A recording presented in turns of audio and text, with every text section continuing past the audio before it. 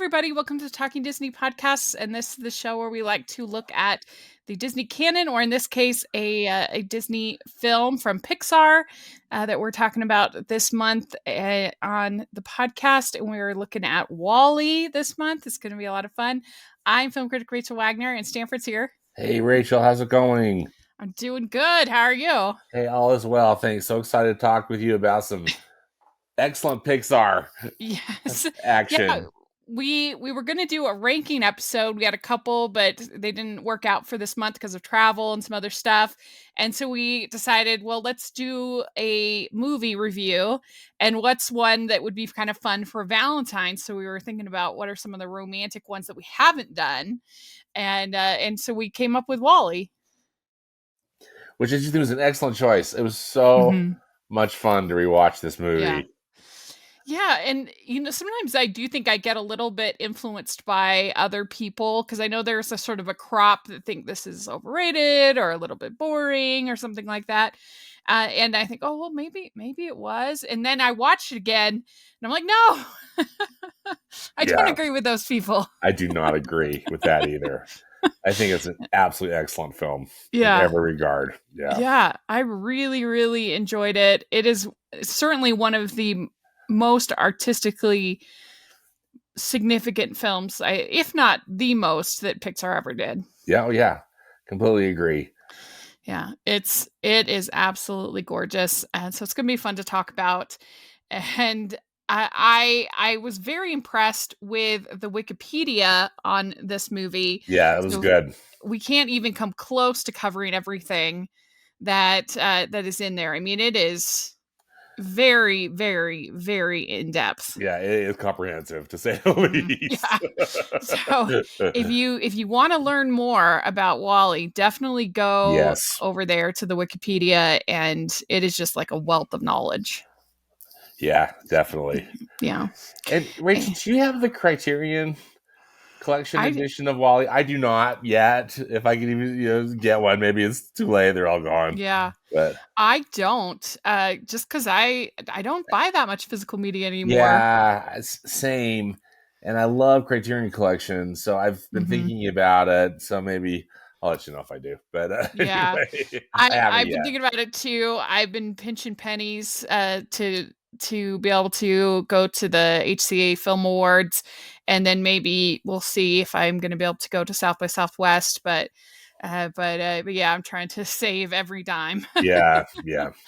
So and I don't know what they actually have in the collection to make it special. If it's a special, I don't know what they put in it either. I mean, typically, as we know, Criterion does a really nice job. I just don't know if they put what new stuff they might have included that would have been from a previous release or what. But something possibly to check out, or maybe some of your wonderful followers could let us know if they have a copy of it and what they have enjoyed about it. It is, I guess I'm reading on the Wikipedia, it says it's a 4K Blu-ray, but to be perfectly frank, I can't tell the difference. They all look the same. I mean, I just, when, I don't know, maybe for a movie like Avatar, maybe I could tell the difference. I don't know. But between 4K and regular, it looks the same to me. So I'm not sophisticated when it comes to some of those things. Well, and also partly I don't have like a fancy setup here. So I'm sure that's part of it too. I have an old plasma in my room, and then a just like fine standard television for the main room, nothing fancy. So and it's like, oh, I got it. Both of them are over or nearing 10 years or over 10 years old. So yeah, because this week marks actually they were recording this. Well, actually, last week will mark 10 years that I've been in my house. Oh, cool. Which is kind of fun. Yeah. Congratulations. It's hard to believe, where does the time go, as they say. But yeah, isn't that wild? That's fantastic. What a great milestone. Yes. And so this movie, the whole concept for the movie is one of the ones that happened in that That famous uh lunch. yes, the famous lunch. Yes, in 1994, John Lasseter, Pete Docter, and Joe Ranft had lunch, and it's where they came up with, they brainstormed and came up with Bugs Life, Monsters Inc., Finding Nemo, and Wally. And Andrew Stanton was at the lunch too, right? Oh yeah, yeah, yeah. And he said, again, this is all according to the Wikipedia. So it says, what if mankind had to leave Earth and somebody forgot to turn off the last robot? Having struggled for many years with the making of the characters in Toy Story Pavilion, Stanton found his simple Robinson Crusoe-esque idea of a lonely robot on a deserted planet strong. And so that's where this all kind of came up. They came up with it, and I kind of feel like they need to have another lunch. I Pixar, you agree? know. I mean, how do Time you for a new feel? lunch. How do you feel about this announcement of Toy Story 5, Frozen 3, Zootopia 2? Mixed. Mm-hmm. You know, I didn't love Strange World, and frankly, I didn't really like Strange World, and I didn't really.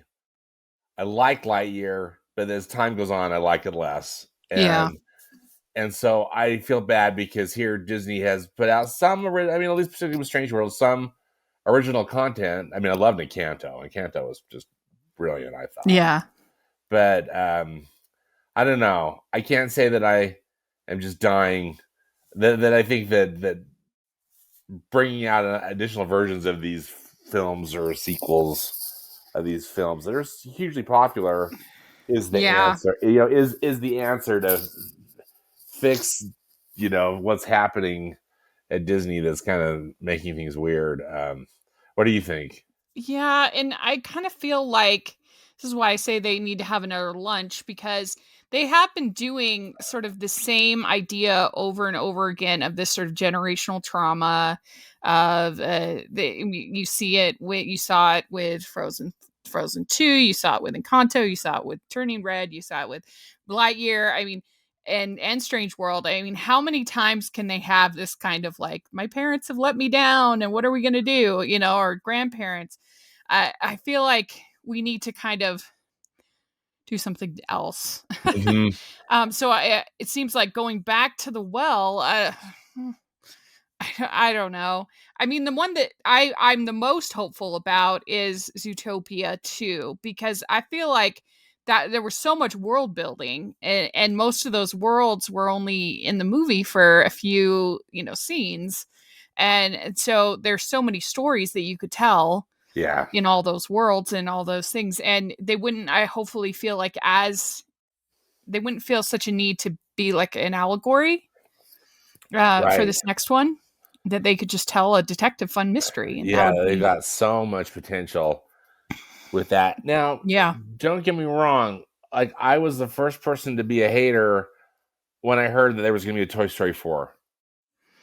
Yeah. But I I really like that film a lot. Yeah. And so, and I like these characters a lot. So I'm thinking, well, maybe some more time with these characters under with the magicians at Pixar if they're on their A game. It could be fun. And Mm-hmm. I like Frozen 2 a lot. Mm-hmm. And I mean it was not perfect by any means, but I mean if they're going to bring back the Yeah. team, I mean, I it might, kind of wonder. might be okay.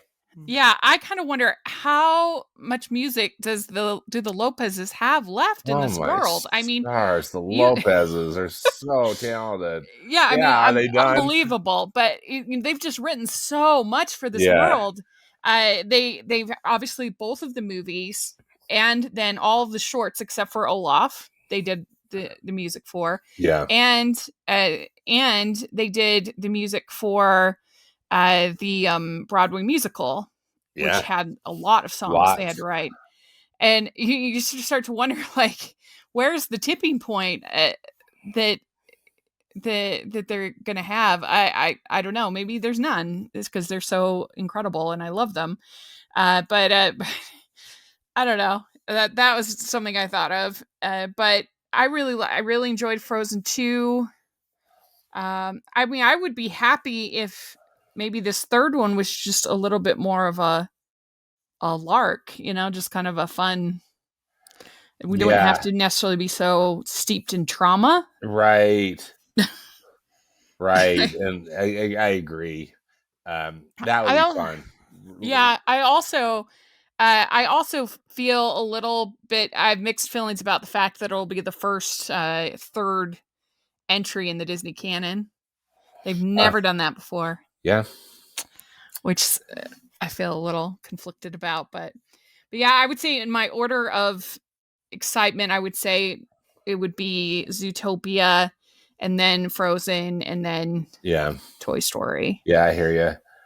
I think one of So the things I love so much about uh, Wall-E is I just think this period at Pixar was magic. yeah, You know, I love Ratatouille and yeah, Up, and I just think these guys were just at the top of their game, and yeah, these stories were so original and were just wonderful in every regard, yeah, and so I just it's just for me it's just such a yeah. total pleasure. I'd watch any of them, I've always said that I have like a pretty solid top 3 or top 4 of Pixar in my ranking, and Hmm. then like a 12 car pile up for the next one because there's so many good ones. Yeah, So many good ones. it's a And I'm great way to put it.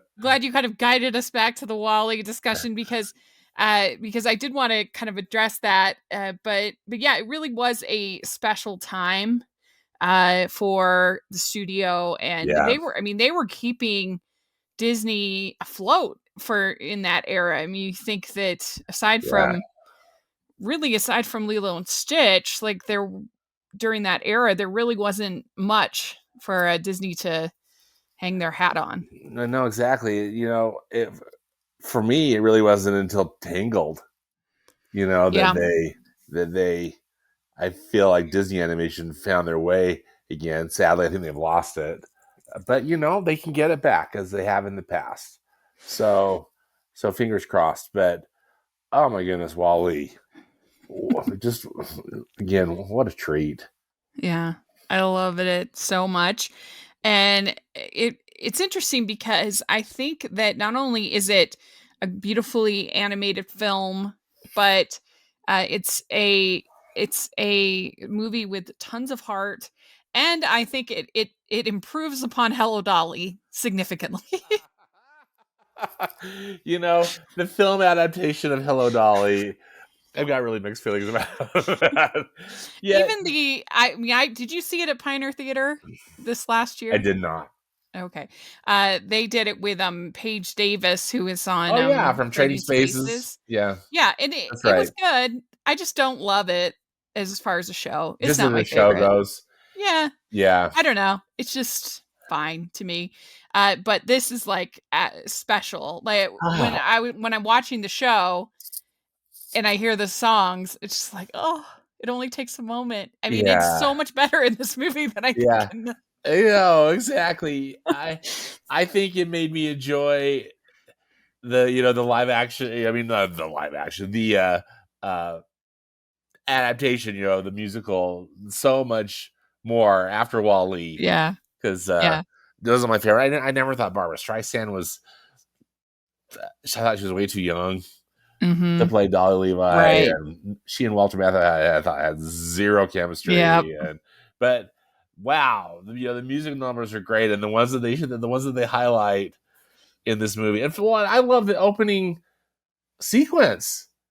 This got Michael Yeah. Crawford belting out, put on your Sunday clothes, uh, and it's so brilliant. I think starting in outer space and then just showing the trash heap that the Earth has become. Mhm. Juxtaposed with that cheery Wonderful song. I love it. I just think it's a great way to open up the movie. Yeah, we should talk about that opening sort of sequence, maybe the first like 15, 20 minutes. Oh my It's stars. just silent. There's no dialogue. It's Yeah. just watching and following Wally as he goes about his day. And I feel like it's so great because it's like a mystery. You're kind of peeling away the onion, but it's done so effective. I think just so well, and that occasionally, like an ad will pop up, on one of the billboards, that while he's rolling under, or he'll roll over a flyer, or a newspaper or something, and you're piecing together like what has happened, like Yeah. where is everybody and what's happened. Yeah, and I guess originally Stanton was going to make it 1930s French swing music, but he saw the Triplets of Belleville, and he didn't want, which we should do for obscure animation one of these days. Let's But yes and yeah, yes. I love that movie. But Yes. he didn't want to be seen as copying that movie. And he thought about the song Put On Your Sunday Clothes from Hello Dolly, since he had portrayed Barnaby Tucker in a That's 1980 high school yes, in a high production. school production. Yeah. We did it. I was in a junior high production of it. Oh, really? Yeah, I was a waiter in the Hello Dolly scene. That's funny. We had this very abbreviated version for junior high, but anyway, Uh-huh. that was my exposure. So I like the music a lot. I Yeah. think maybe because of that from my childhood experience, but Yeah. I And love that Andrew Stan story. yeah. And Jerry Herman allowed the songs to be used without knowing what it was for. But when he saw the film, he found its incorporation into the story to be genius. Mm-hmm. So that's kind of fun. Isn't that fun that Jerry? Mhm. Yeah, I love that Jerry Herman was able to give it his blessing, and because I think it was genius. The Yeah. way it was put in, an absolute genius. I love how Wally, he records it so he can listen to it as he's working, but then also he when he comes home, that's what he's all excited about. He's humming the Mhm. music, and then he watches it on that iPad, or excuse me, that iPod with a magnifying glass. Anyway, Yeah. I just love it. So cute. Here's the question. Do you think in the world of this story, are there both like live action human beings, like, normal human beings like we see in the video clips and the by and large, and CGI humans? Or are they supposed to both be the same? The way I interpret it is that they're both the same, even though it's kind of a weird creative choice Mhm. in that we never see the live action people other than in those ads. Mhm.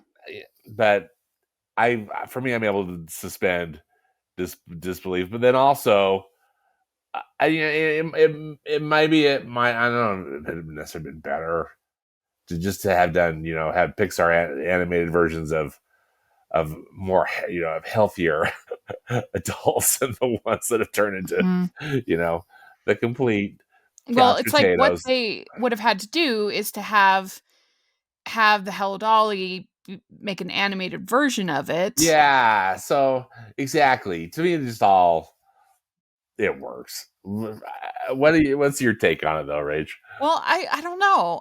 Because you do kind of wonder, because like you're saying, you never see any live action people in the current world.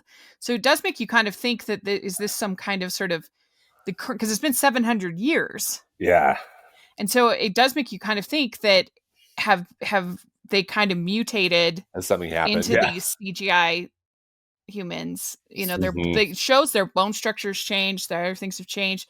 And you do, if you start to kind of think about it too long, you think, how have they managed to like procreate and like uh because you see children and keep their civilization going, never leaving these, literally never stepping out of these chairs, like Yeah. how, so you, I guess it's one you kind of have to, I don't know, take it as allegory. And Yeah.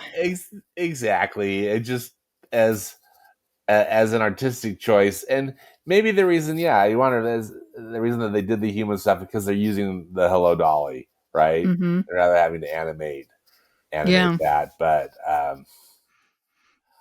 I think the first time I saw it, I was kind of puzzled, and then now I don't even think about it, and maybe that's not fair, just Yeah. but um, I guess because I just enjoy the movie so much. But Yeah. for me, the live action stuff is kind of fun in that I like Fred Willard, and I think that's kind of fun that he Uh-huh. shows up as the CEO of By and Large, uh, Right. and um, but What do you anyway. think that the movie is trying to say? Obviously, there's an environmental message, but what do you think like the main message is from the movie? Well, for me, number one, it's a love story, Yes. and I I love that it's a love story between robots, Yes. because that just seems so just kind of out there, as a story concept. But it's so delightful, and again, just I think it's part of the magic of Pixar in that they can create something Mhm. so kind of illogical, but just so wonderful, and that it just works. It's just Yeah. such a delightful movie going experience.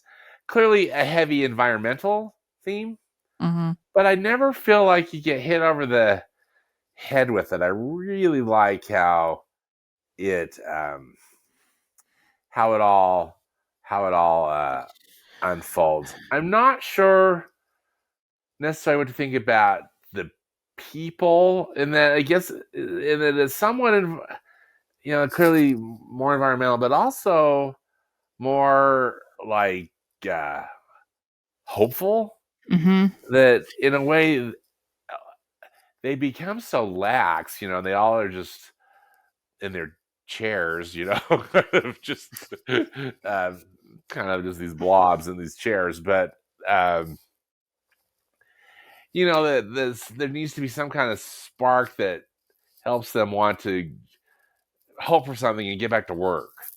Yeah, that's the message. Another message I take from it is to live a full life, to not just be Yeah. happy, to not just do the bare minimum, to like go out there and experience Yes. life.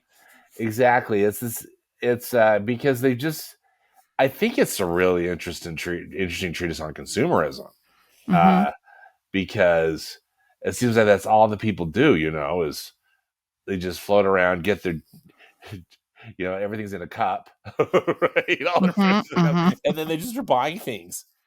And Yeah. and um Well, and it's kind of like what that meme where the guy's talking, I think it's Red Letter Media, and he says what they want you to do is to just not ask questions and consume more content, and then move on to the next content and move on to the next content. And uh, and and and that's such a boring, bland way to live your life. To not ask questions and not be excited about things and yeah. curious and interested and trying, taking risks and doing things. And you see the way that the captain, his whole world comes alive. And I know a lot of people, much prefer the opening part of this movie to the later part. But for me, I really find that whole journey of the captain to be quite moving. Me too. Yeah. And I think that's one of the key, again, if you can call it a lesson, because I know that this movie has strong themes, but I never feel preached at in this, Hmm. with this film. But I also love the supporting characters, John and Mary, voiced Yeah. by John Ratzenberger and Kathy Najimy.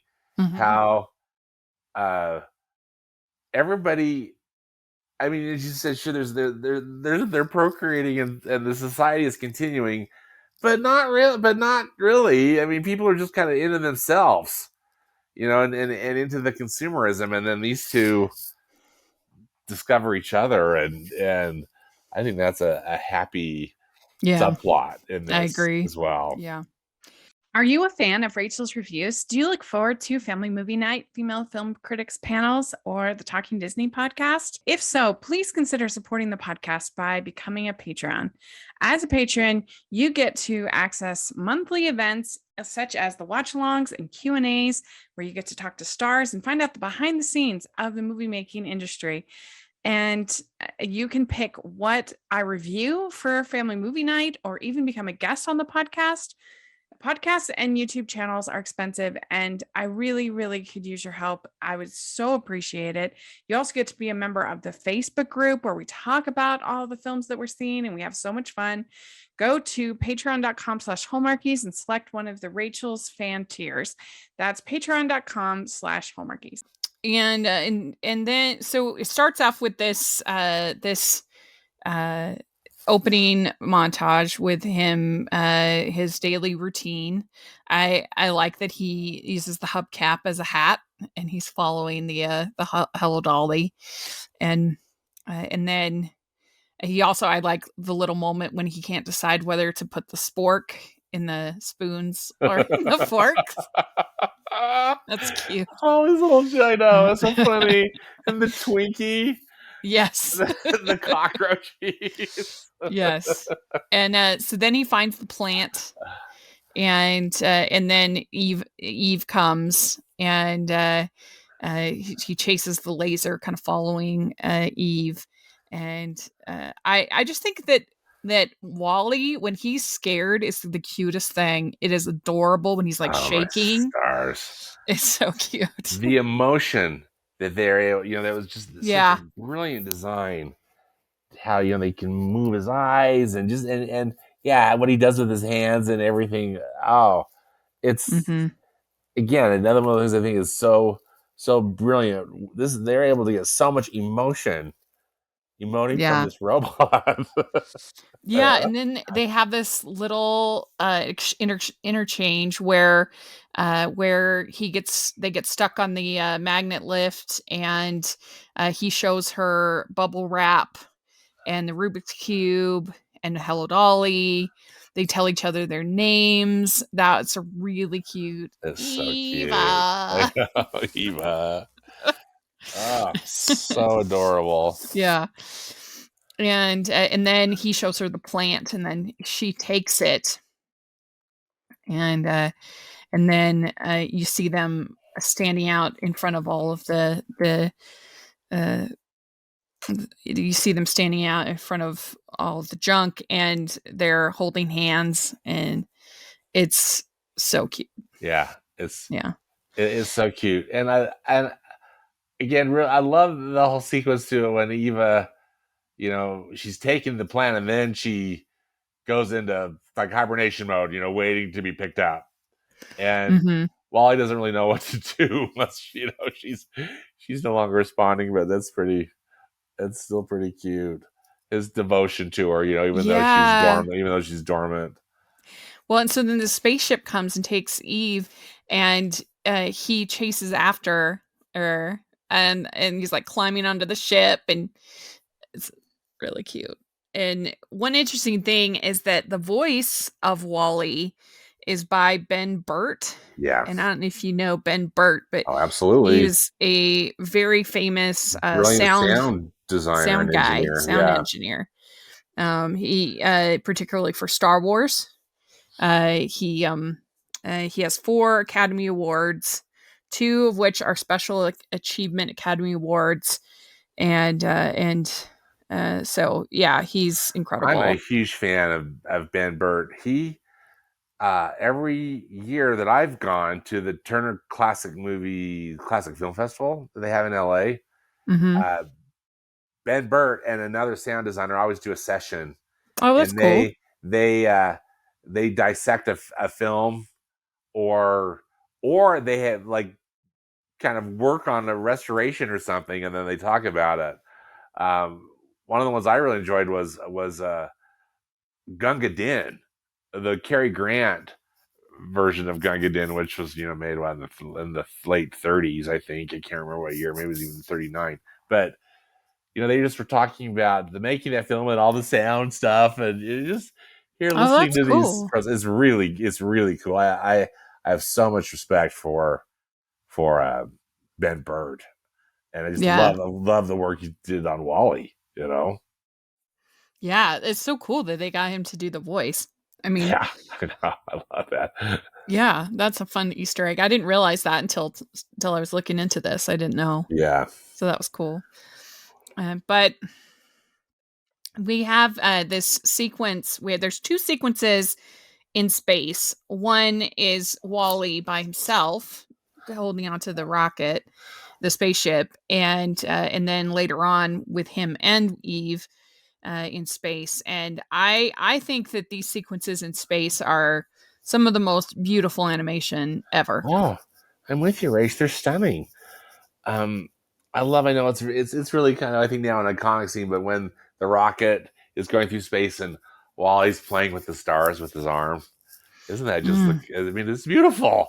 it's And gorgeous. then that's that scene where Wally, I mean, it's like Wally and Eve are dancing in space, and he's using the Hmm. fire extinguisher Yeah, to move around. yeah, So great. it's so beautiful. Yeah, I wrote down it later on when Wally and Eve are in their space dance. This is one of the most beautiful sequences ever on film. Yeah, agreed. So, And the animation's stunning, and then a shout out though to the great soundtrack by mhm. Thomas Newman that I think Yeah, really just is a perfect, it's a perfect soundtrack for them. It is Thomas Newman, isn't it? Am I saying the right? Uh, yeah, I think his so. okay. Don't want Let's to see. Yeah. miss. Um, yeah, the music, Thomas Newman Yeah, collaborated with Stanton on Wally, since the two got along so well on Finding on Nemo. Finding Nemo, which same Yeah, thing. Music on Finding Nemo is so good. yeah. He says he began writing the score in 2005 in hope that starting this task early would make him more involved with the finished film, but Newman remarked that animation is so dependent on scheduling, he should have begun work earlier on when Stanton and Rudin were writing the script. Eve's theme was arranged for the first time in October 2007. Oh wow. Yeah, he says her theme was played as she first flies around Earth, originally used more orchestral elements, and Newman was encouraged to make it sound more feminine. Newman said Stanton had thought up many ideas for how he wanted the music to sound, and he generally followed them as he found scoring a partially silent film difficult. Stanton wanted the whole score to be orchestral, but Newman felt limited by this idea, especially in scenes aboard the Axiom and used electronics too. So, yeah, that's kind of interesting. Oh, very, Um, yeah. Thank yeah. you. And there are some songs aside from just the Hello Dolly. You have Livia and Rose. You have Don't Worry, Be Happy That's um, right. in here, Yes. and some other ones too.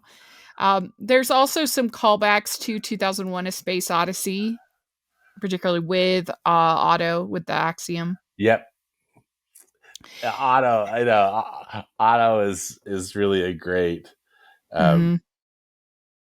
menacing character, just like in 2001, I think. Why do you think the creators of this ship put this sort of stop measure in to stop them from once they found land?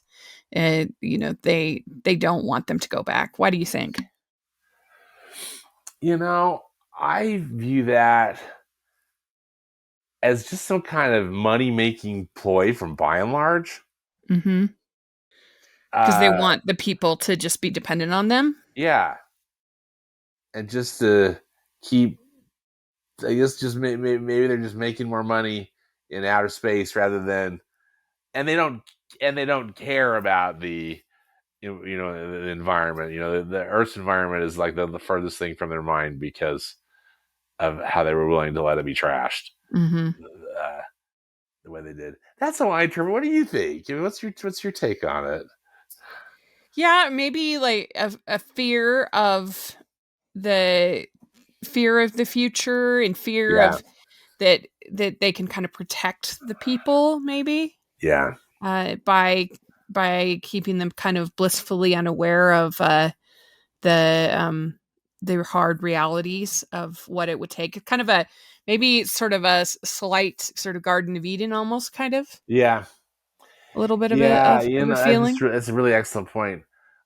And I wonder, and I don't maybe I don't want to read too much into it, but you know, on on Earth, there's so much that's out of your control. In that Mhm. there's this weather and some uh, the elements and all this stuff. Whereas in this really highly controlled thing in space, I mean, for the most part, they can control it. They're not. They're I think there's a lot more variables when you're living on Earth. This is Yeah. how I see it. Yeah. I really like the world building on this ship, how brightly colored all the I do signage is too. and how the Yeah. I think that looks it's really great. And I also just love all of the robots designs, like little Momo, I Oh, think is me so cute. too. So fantastic, and so much personality. Mhm. Yeah. Built into these robots. Yeah. Yeah. And like I said, we get there's supposedly going to be 20 seconds to self-destruct. And but Wally leaves the ship and you see his ship explode. And then there's the space dance between Wally and Eva, and it's so great. And that's when the captain becomes excited about dancing and human life. Hmm. So Yeah, it's he great. gets awakened. Really, right? Kind of, from yeah. Hmm. And same thing again. Just even though the voice cast isn't huge, I think Jeff Garland's really good in the role of Yeah, uh, yeah, yeah. Me too. of the captain. Yeah, Hmm. And he says, "I don't want to survive. I want to I live." want to live. Hmm. Yeah. And so Wally basically saves the day, and Eve saves Wally from the trash compactor with the Yes. help of the Momo Yeah. robot. And you see that Wally he saves the plant. He's just about to collapse, and it's he's just so cute. Yeah. And then the captain tricks Otto, and they fight. And you do see the that there are kids in this. There's the then John and Mary save the kids. Which is so And cute because then yeah. they're kind of like insta parents. You know what I mean? Hmm. It's like they've got a family, and and I love it. Hmm.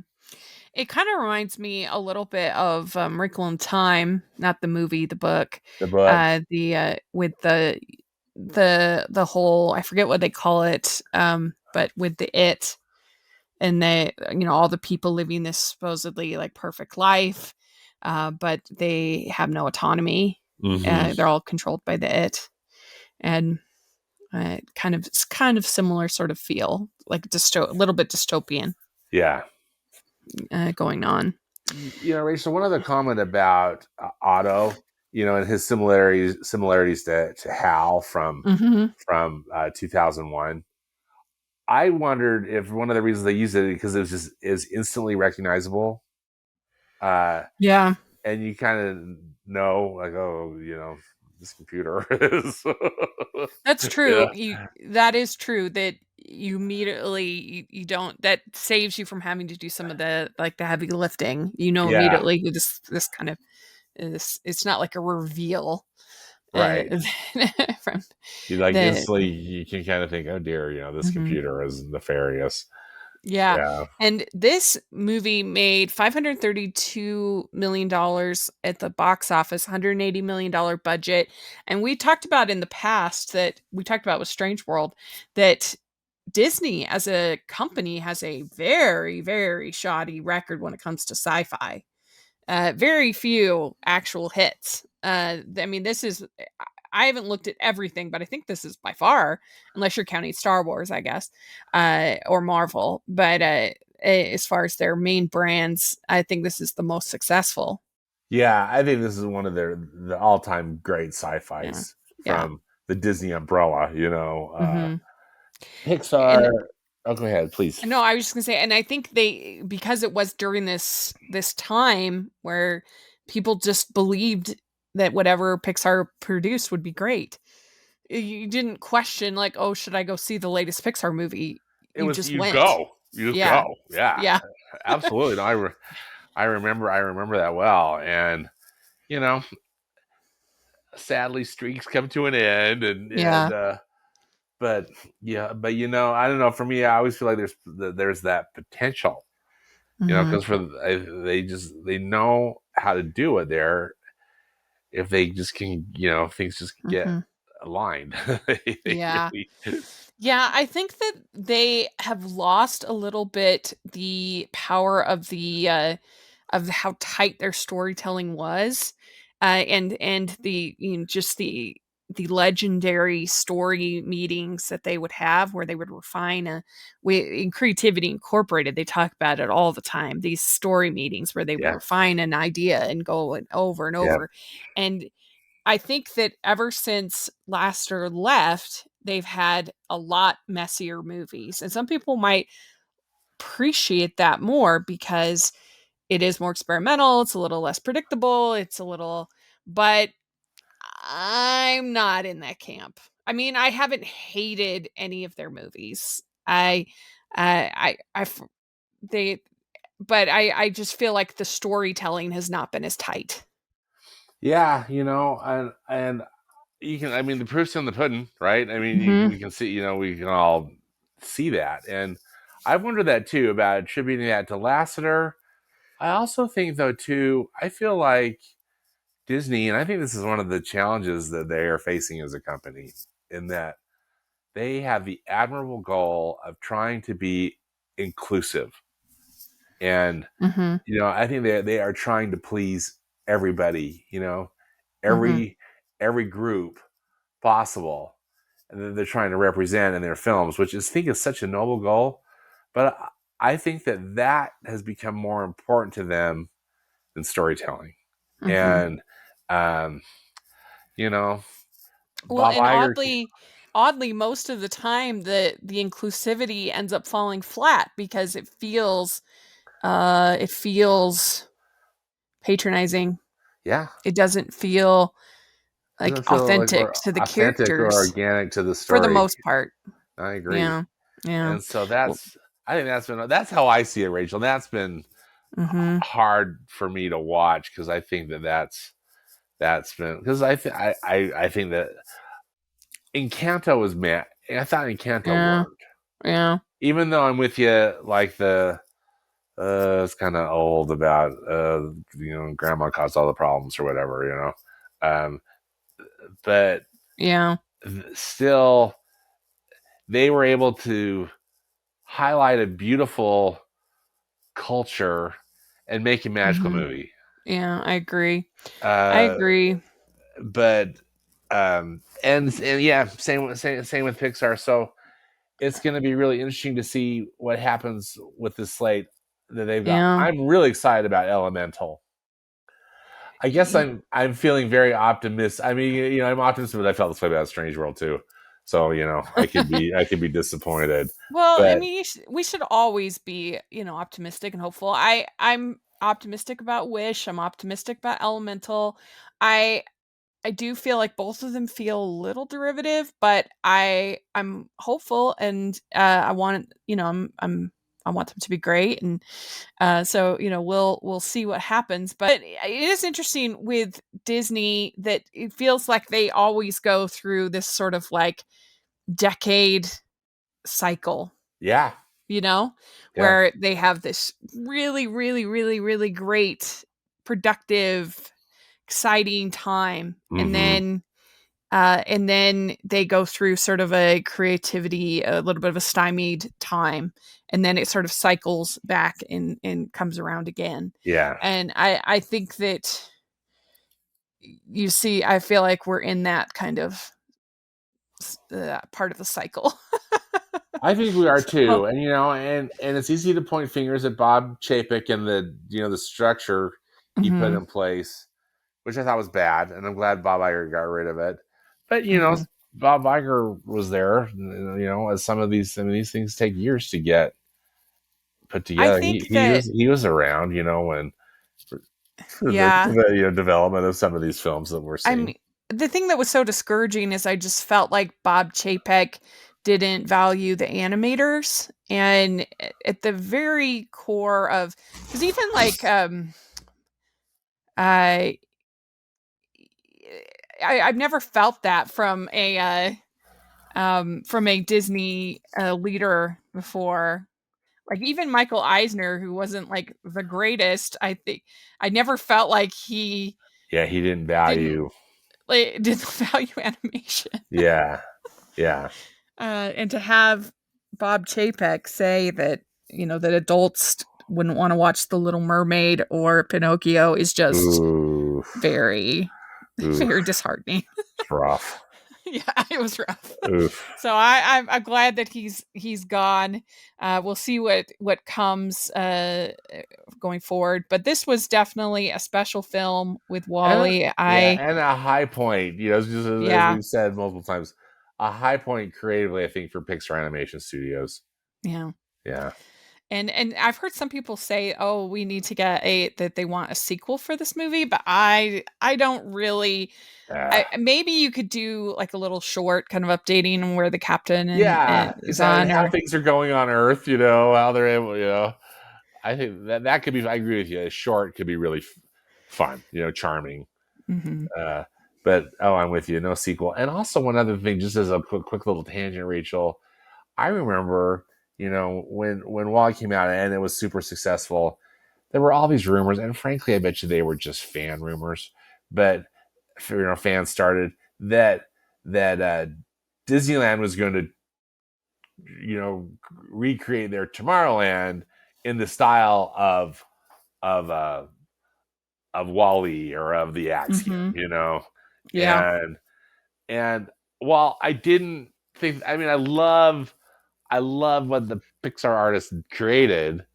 To me, just that doesn't seem like a really great Yeah, it just seems a Tomorrowland. little bleak. Yeah, this what I thought. Just you know, Like, Tomorrowland as it was created. I think by Walt Disney and his original team. That was worked on. It was like yeah, it's all it's about supposed to be optimism. hopeful. Yeah, it's supposed to be hopeful.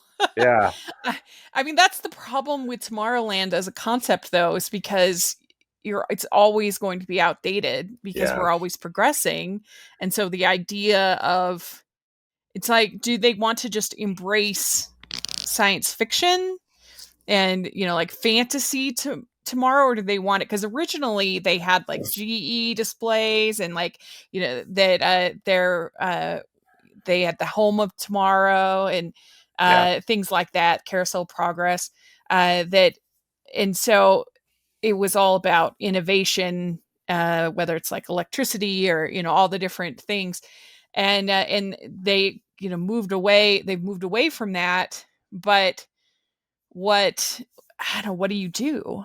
yeah, uh yeah. it's hard, I think. It's challenging uh for that part of the park, I think. I do too. And clearly they haven't been able to figure it out themselves, Hmm. uh, or fork out the money to do did you anything. did Do did anything. you ever see Alien Encounter? Were you ever there when they had that? Yes, I got to ride Alien Encounter at Magic Oh Kingdom. Yeah, man, I wish I yeah, could have. and scared the crap out of all of us.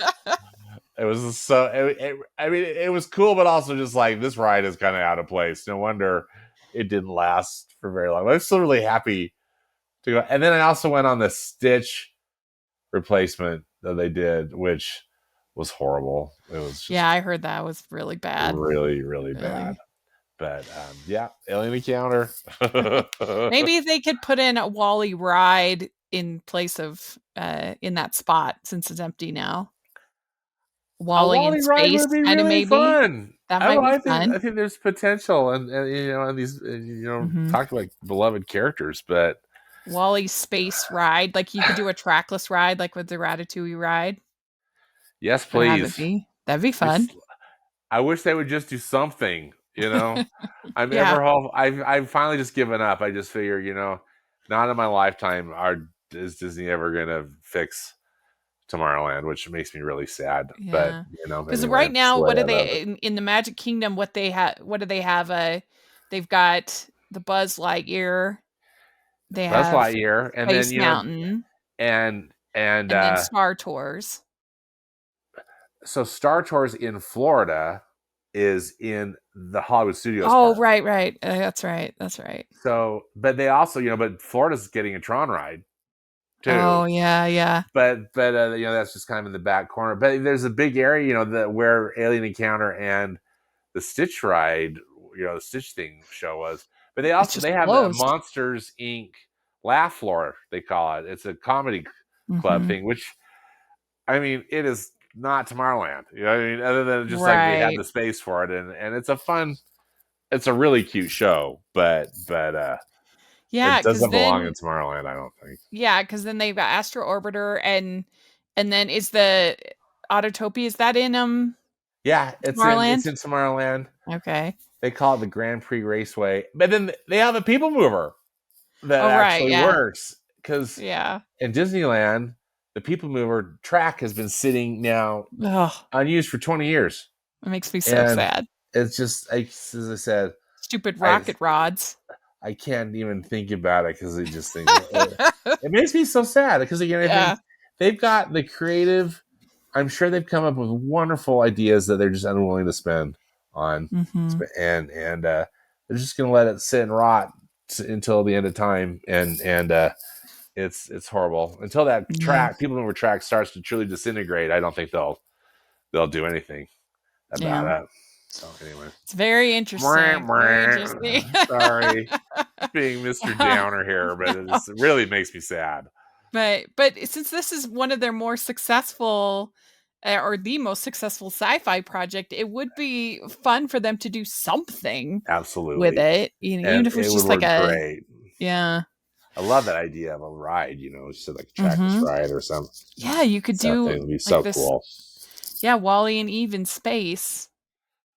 Because one of the concepts that I had heard too that had again don't know if it's just fan fiction. I mean, it's not fan fiction, but just like fans are making everyone. But then a Wreck It Ralph ride was going to go in that space that where Alien Encounter Oh. and Stitch was, which has potential, but it does not say Tomorrowland. You know what I mean? It's just Right. Well, I mean, I guess because it's got like computers and stuff like yes, that. Like, yeah, but and if you think about Ralph Breaks the Internet, where they have them going through the World Wide Web, that's kind of it'll like be a fun. ride-ish Yeah, sort of thing. You could be better than probably, nothing yeah, it would be better than and better than nothing. Stitch. Yeah, But yeah. uh, we'll just Well, have to be sad. yeah, but luckily we got this great movie, and Oh my I stars, love this thoroughly movie. enjoyed it. I had it as I had it at 4.5 out of 5 on Letterboxd, and I bumped it up to the full 5 because I just enjoyed it so much. It was Yeah, so cute, and so yeah, full five and from me yeah. too. Yep. And I asked on Twitter, I asked my followers what they thought of it, and we just got 2 responses, but they were good. Our friend Darren, he says so many Pixar gems to choose from, yet none of them as slyly subversive as this. Andrew Stanton's second directorial feature leapfrogs past initial comparisons to Short Circuit or R2D2. The movie, with its bold conceptual choices from the photorealistic animation, we forgot to talk about this. Veteran cinematographer Roger Deakins was hired as a visual consultant Oh my stars. to Yeah. its virtually wordless opening 40-minute stretch. And Wally himself is an adorable creation, plucky, resolute, and completely oblivious to the way he charms everyone around him. Still, it's the subtext that really sneaks in there. Yes, on the surface level, it's about a robot who falls in love, and I still don't understand how 700 years can turn humans who look an awful lot like Fred Willard into cartoons, but I can see the point that mindless consumerism will eventually lead this planet and ourselves to rot.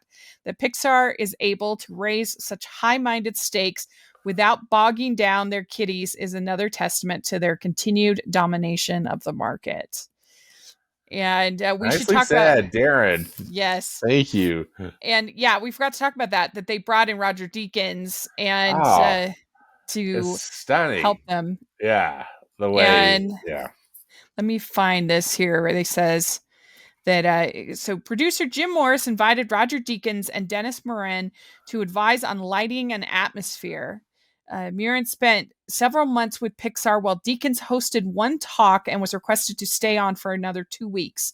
Stanton said Muren's experience came from integrating computer animation into live action settings, while Deakins helped them understand not to overly complicate their camera work and lighting.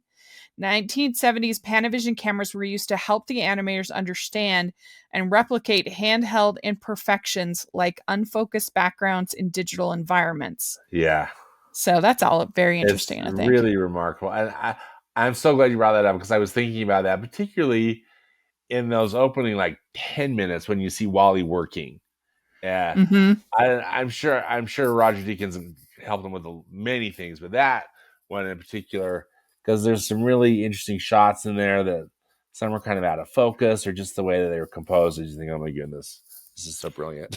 Yeah, yeah. It says the first lighting test included building three-dimensional replica of Wally, filming it with a 70 millimeter camera, and then trying to replicate that in the computer. Stanton cited the shallow lens work of Gus Van Sant's films as an influence as it created intimacy in each close-up. Stanton chose angles for the virtual cameras that a live-action filmmaker would choose if filming on a set. Yeah, yeah, So that's really interesting and cool. So I'm glad Darren reminded me of yes, that. yes. Thank you. Yeah. And then we just have the casual critic. He says he has this scene, the uh the captain saying, I want to live.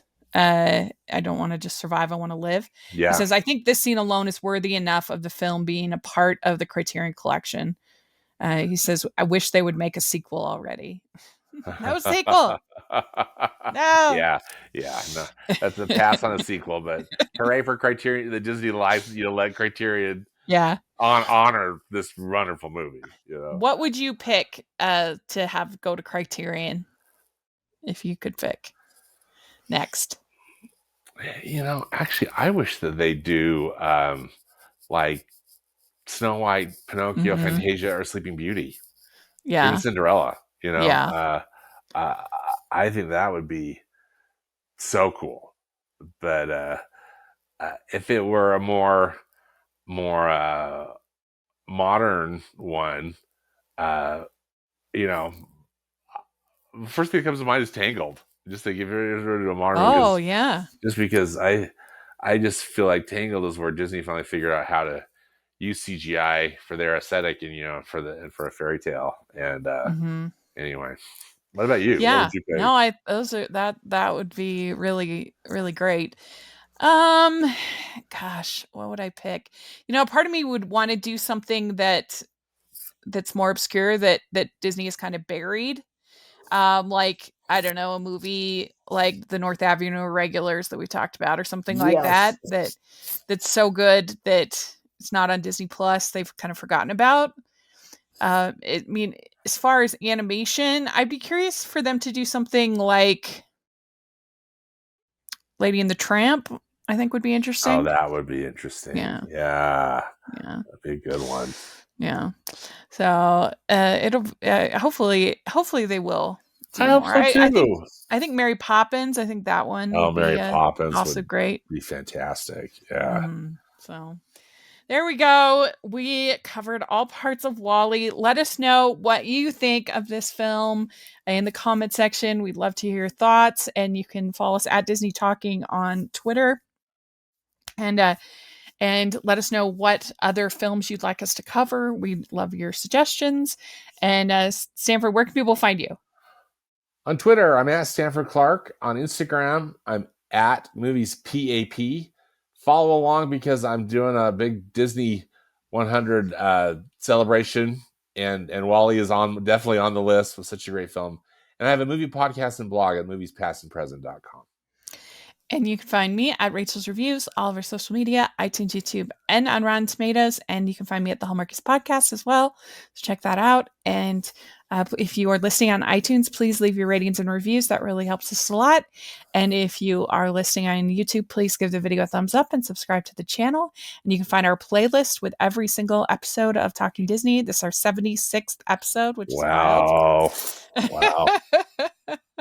Unbelievable. So take a look at that. We'd appreciate it. And yeah, we'll talk to you all later. Bye, everyone. Bye.